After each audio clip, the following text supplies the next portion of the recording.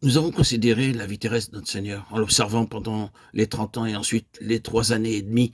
Nous avons résumé tout cela en disant: voici le genre d'homme que Dieu désire. Dans toute épreuve et difficulté, dans toutes les circonstances adverses, il nous est présenté comme la sorte d'homme que Dieu a l'intention d'avoir, une humanité vraie.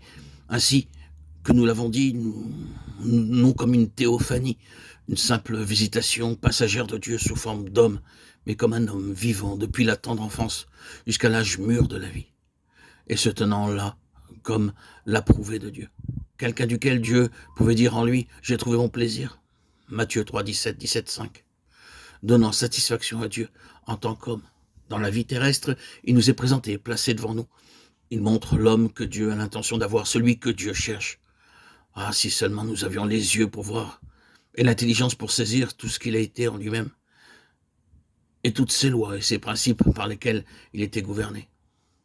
Combien il était différent de tout autre homme, totalement différent, un mystère pour tous. Au milieu de vous, il y a quelqu'un que vous ne connaissez pas, Jean 1, 26. Ce n'était pas uniquement le fait qu'il était le Fils divin de Dieu, manifesté en chair.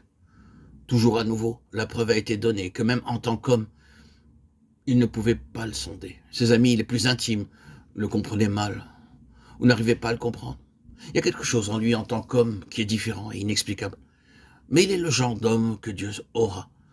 Je vais peut-être dire ici, en guise de parenthèse, que dans une certaine mesure, une petite mesure peut-être, mais une mesure très réelle, ceci est ou devrait être vrai de tout chrétien. Le monde ne nous connaît pas parce qu'il ne l'a pas connu.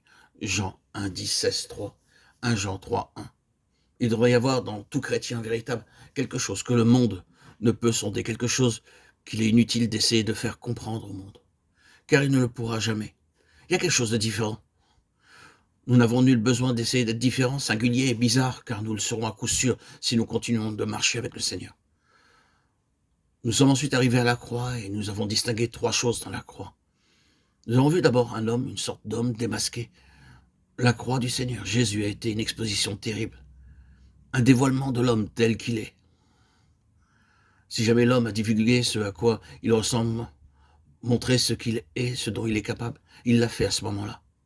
S'il n'a jamais été rendu manifeste que l'homme est vraiment manipulé et poussé par le diable lui-même, que ce dernier a un point d'appui en lui, et qu'il ne lui faut aucune occasion pour le révéler, cela se produit alors. Ne pensons pas, oh, c'était des gens vraiment terribles.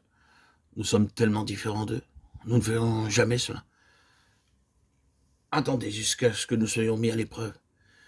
Il n'y a rien, rien, dont nous ne sommes capables, si les circonstances sont telles, qu'elles permettent de dévoiler les profondeurs du péché qui existent en nos natures et qu'elles nous sortent de notre réserve où l'homme a été exposé dans la croix.